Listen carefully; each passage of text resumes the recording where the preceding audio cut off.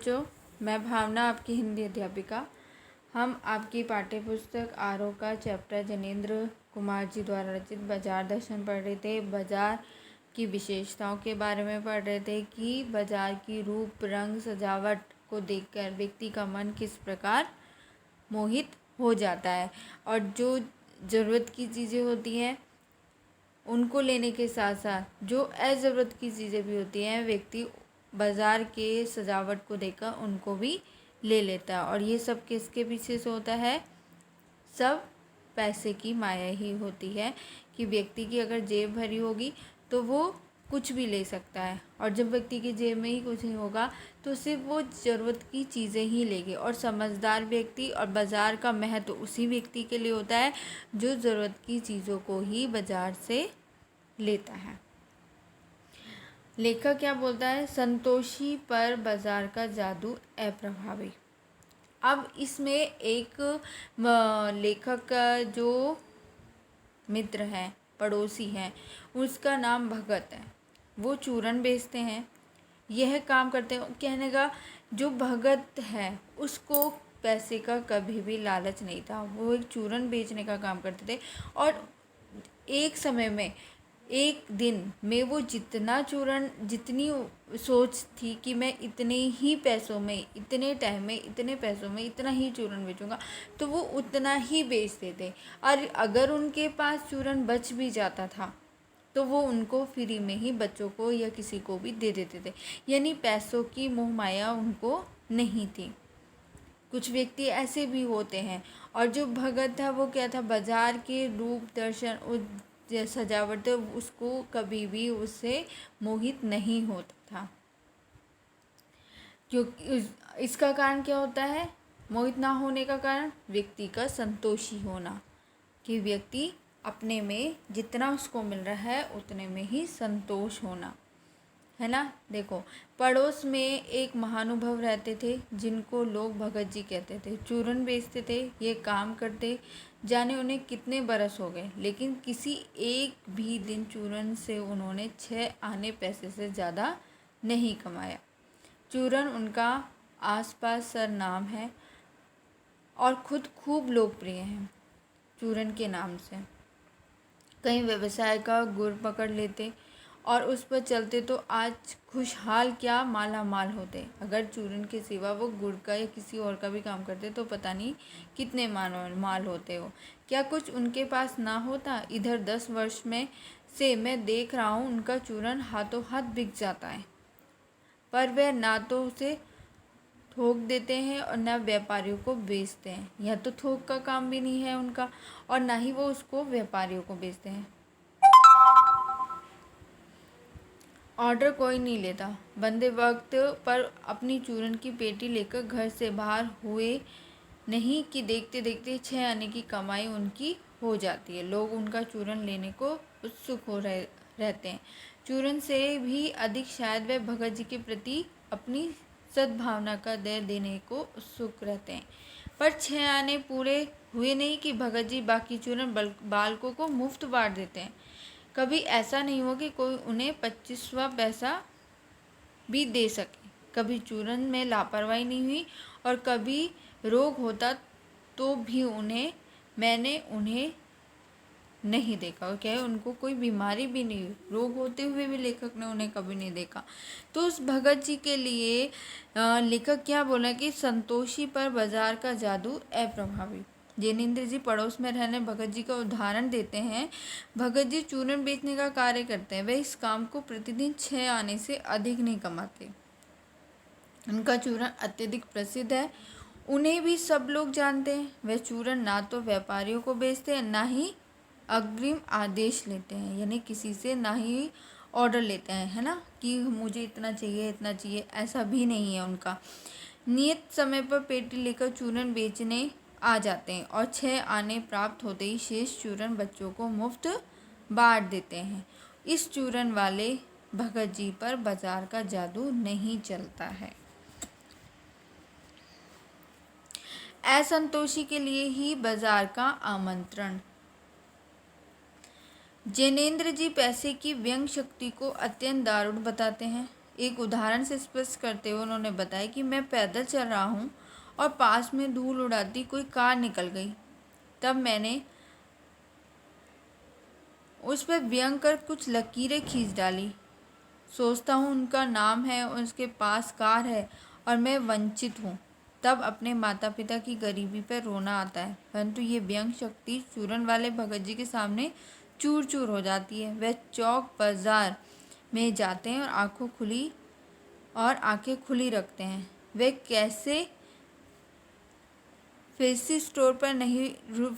किसी भी fancy store पर नहीं रुकते, सीधे पंसारी की दुकान पर पहुंचकर 2-4 काम की चीज़ें लेते हैं और लौट जाते हैं। इसके लिए चौक बाजार की सत्ता तभी तक है जब तक वहाँ काला नमक और जीरा मिलता है। शेष चांदनी चौक का आमंत्रण उनके लिए व्यर्थ हो जाता है। बाजार मानवता के लिए विडंबना। अंत में लेखक जैनेंद्र जी इस निष्कर्ष पर पहुंचते हैं कि बाजार की सार्थकता को वही पहचानता है जो उसको जानता है कि बाजार क्या है। जो लोग अपनी क्रय शक्ति के गर्व में रहते हैं, वे व्यंग की शक्ति बाजार को प्रदान करते हैं। ऐसे लोग बाजार में कपट बढ़ाते हैं, जिससे सद्भावना घटता है।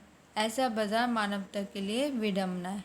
वह अर्थव्यवस्था को, वहाँ जो बाजार की अर्थव्यवस्था होती है उसको क्या करता है, खराब करता है। वह मायावी शास्त्र है, वह अर्थशास्त्र अनीति शास्त्र है। लेखक का मानना है कि जो लोग बाजार के मूल्य को नहीं समझते, वो बाजार एक मानवता के लिए विडंबना है।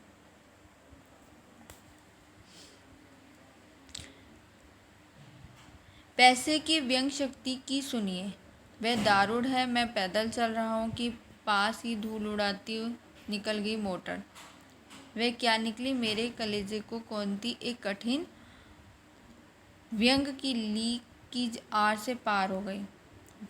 जैसे किसी ने आँख में उंगली देकर दिखा दिया हो कि देखो, उसका नाम है मोटर और तुम उससे वंचित हो।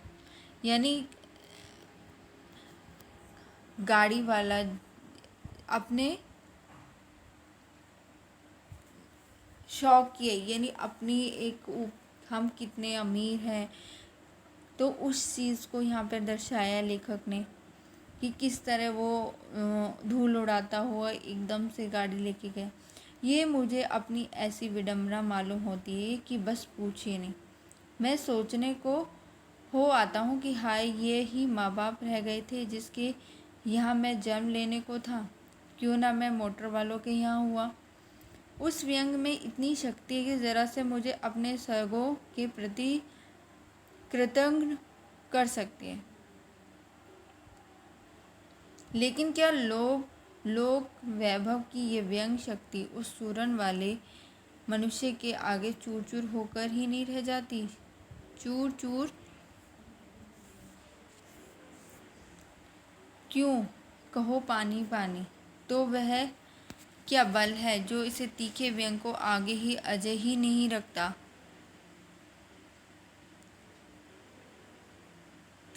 बल्कि मानो स्वयं की क्रूरता को ही पिघला लेते हैं।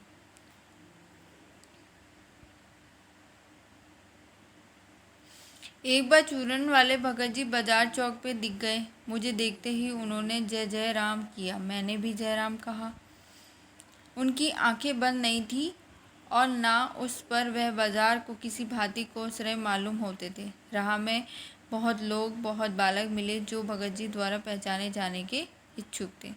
भगत जी ने सबको ही हंसकर पहचाना, सबका अभिवादन किया।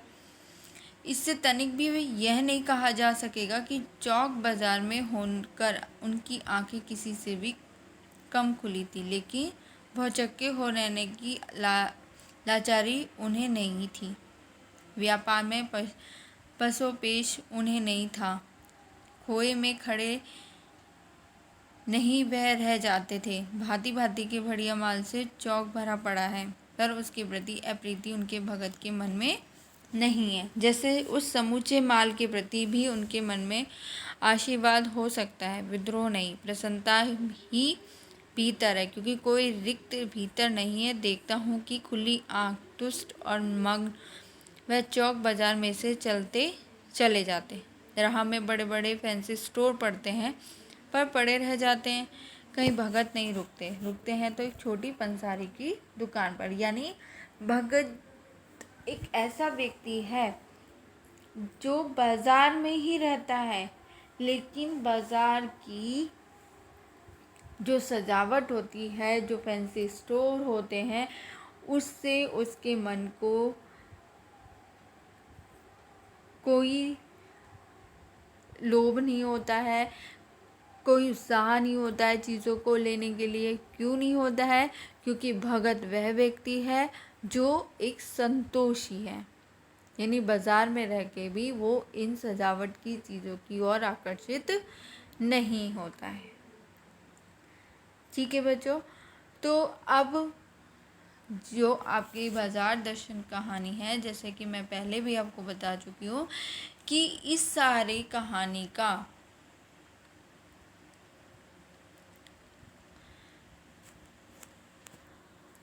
क्या निष्कर्ष निकलता है सारी कहानी का?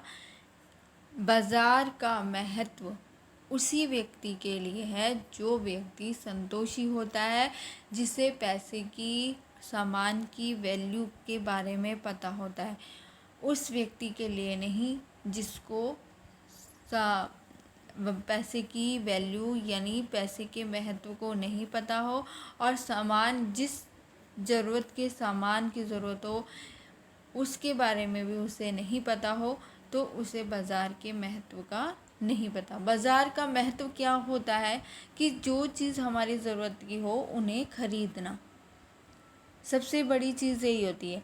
और अगर ये, जैसे कि हमने शुरू में पढ़ा कि अगर बहुत पैसे हैं तो सब चीज़ें ले आओ और उसको घर में भर के रख लो, चाहे वो ज़रूरत की नहीं हो, चाहे हो या नहीं हो। लेकिन बाज़ार की इस सजावट को देखकर मन कर रहा है कि हम ये भी ले लें, ये भी ले लें।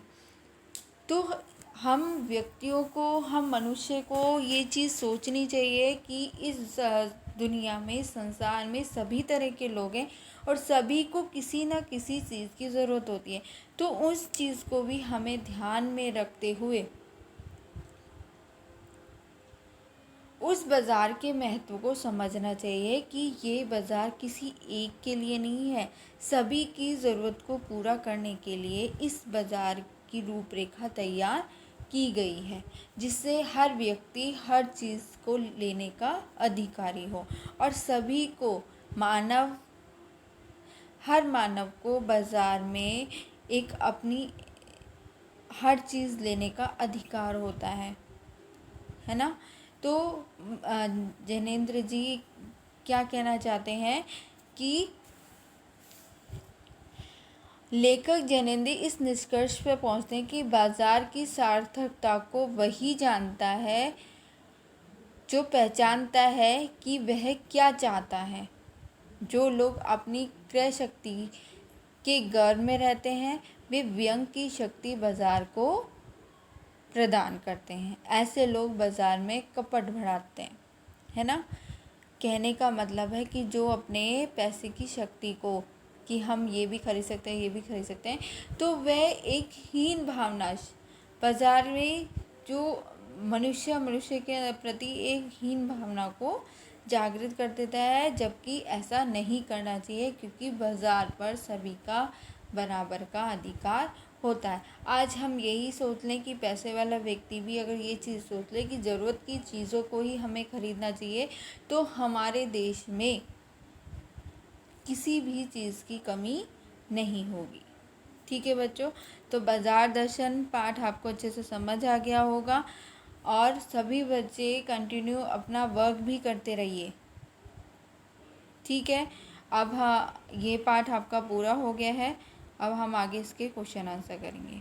ठीक है, थैंक यू।